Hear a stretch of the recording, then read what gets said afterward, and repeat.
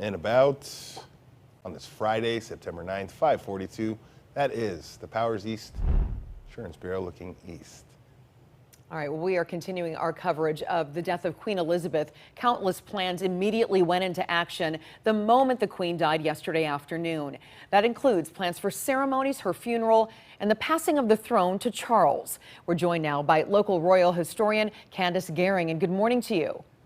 Good morning. It's such a sad day. It really is. What can we expect in terms of memorial ceremonies for the Queen? Well, it's going to take about 10 days. This is a full state funeral, which they haven't really had since Winston Churchill in the 60s, I think. And so it's going to be a big, long, drawn-out, this has all been planned. This was not planned when she died. This is called Operation London Bridge, and the code words were London Bridge is down. Now, before that, they have Operation Unicorn. She did not die in London. She died in Scotland. So they have Operation Unicorn to get her home. Then it'll be Operation London Bridge. What about in terms of a funeral for the Queen? What does that look like for the people of Britain? It looks like 10 days of truly, it will be profound mourning. Most people in England, as in the rest of the world, know no other Queen of England but Elizabeth II. So, first of all, the throne is never empty, never for one moment, and unlike the American process, there's no vetting, there's no confirmation. The moment her last breath left her body and the then Prince Charles inhaled, the Queen is dead, long live the King. That is literally, and people will stand there. His own sister who was there, other people were there, they instantly turn from that bed and say, long live the King, and they curtsy or bow.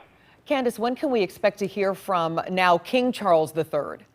He has already made out, put out two statements that the world, that England has lost its queen, the world has lost a big, huge presence, and he has lost his mother. And he has put that out that she's a well-beloved mother. How do you think that King Charles III, his monarch, as a monarch, will be different from Queen Elizabeth? I think he has gone through, people can't imagine, he's been in training all his life. But the first thing that had to happen for him to have the job for which he has trained all his life is his mother had to die. So he is going to be mourning. I think that through it's an apprenticeship at her elbow. I'm sure over the years he's gone, I'm going to do something different. I'm going to do, and he's realizing, having seen what his mother's done, what's happened next. The freedom that he had, and he didn't think he had much as Prince of Wales, is now gone as the monarch. The monarch does not have an opinion. Now, of course, the monarch does have an opinion, but you never hear it. For example, people always ask the Queen, who was your favorite prime minister? Now, think about this. Her first prime minister was Winston Churchill. So she always very easily said, oh, Winston, of course, because he was such fun. But see, that takes everything out of the realm of politics. No one's going to quibble about Winston Churchill. But she couldn't say, oh, well, I really like Tony Blair. We started off on the wrong foot. They don't have those kind of conversations. So it's always like, I think he is going to be exceedingly cautious in this media age when your words are transmitted across the world in seconds and can be taken out of context.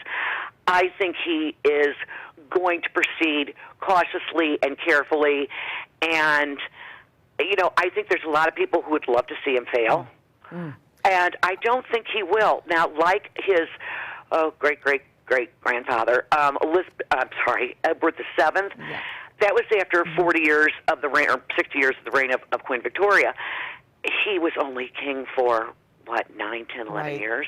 Candace, we're going to have to wrap things up. We certainly appreciate you coming on with us this morning. That's Candace Gehring, and we will be watching, the whole world will be watching, certainly, the next 10 days and beyond. Thank you so much.